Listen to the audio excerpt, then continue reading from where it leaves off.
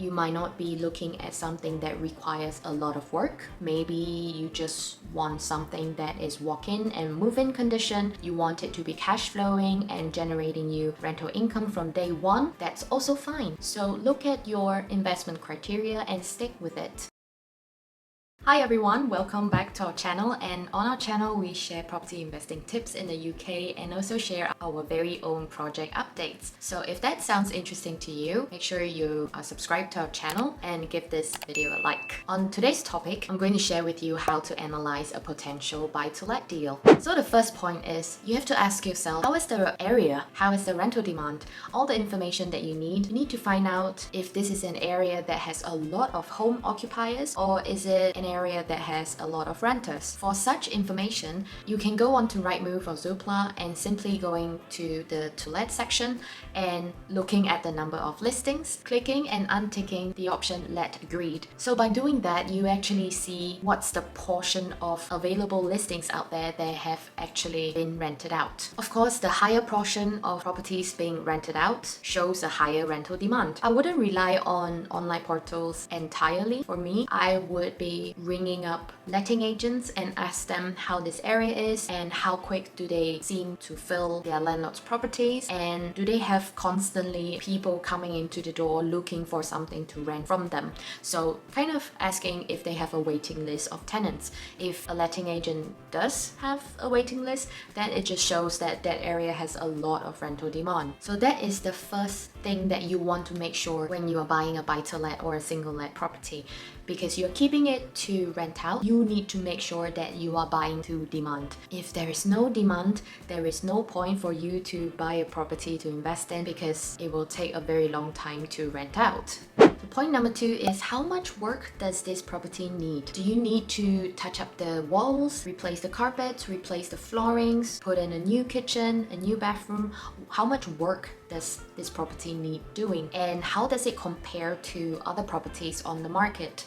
So you as a property investor, when you're first getting started, you need to understand what are the things that a potential tenant is looking for and what is your competition. Your competition meaning, how do the other properties on the market look like? Because you want your property to rent out the quickest and maximum value. Do people like carpet in the area, or do they like more laminate flooring? Are you renting it to an elderly couple, or are you renting it to a single parent, for example? How does your kitchen compare to the other kitchens in the other properties? Does yours look more modern, or does yours look more rundown? If it's more rundown, maybe your property will take longer to rent out, or you have to rent it out at a reduced price, because people usually like something new to move into and good value. And the third point is this investment going to be worth it? I am not going to tell you what your investment criteria should be, but I can share with you what our criteria has been, and it has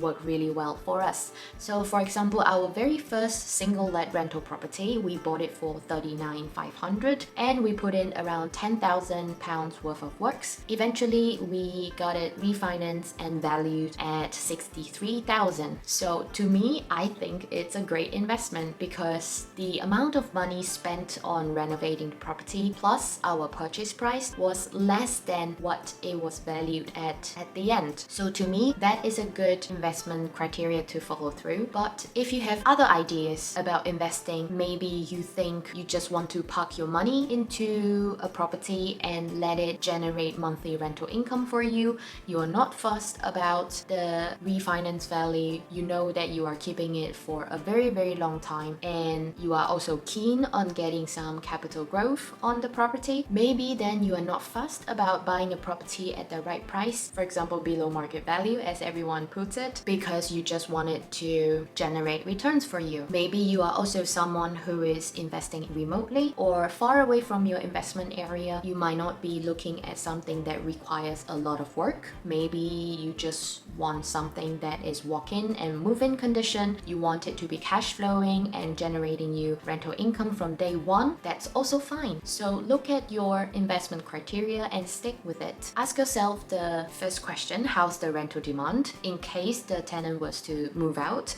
how quickly can you tenant the property again? And of course, most importantly, is the investment going to be worth it for you? Let me know if this video has been helpful. If you have any questions, just leave a comment down below. And if you have liked this video, give us a like. Make sure you're subscribed to our channel. Hit the bell so you get notified when we post new videos. See you on the next one. Bye bye!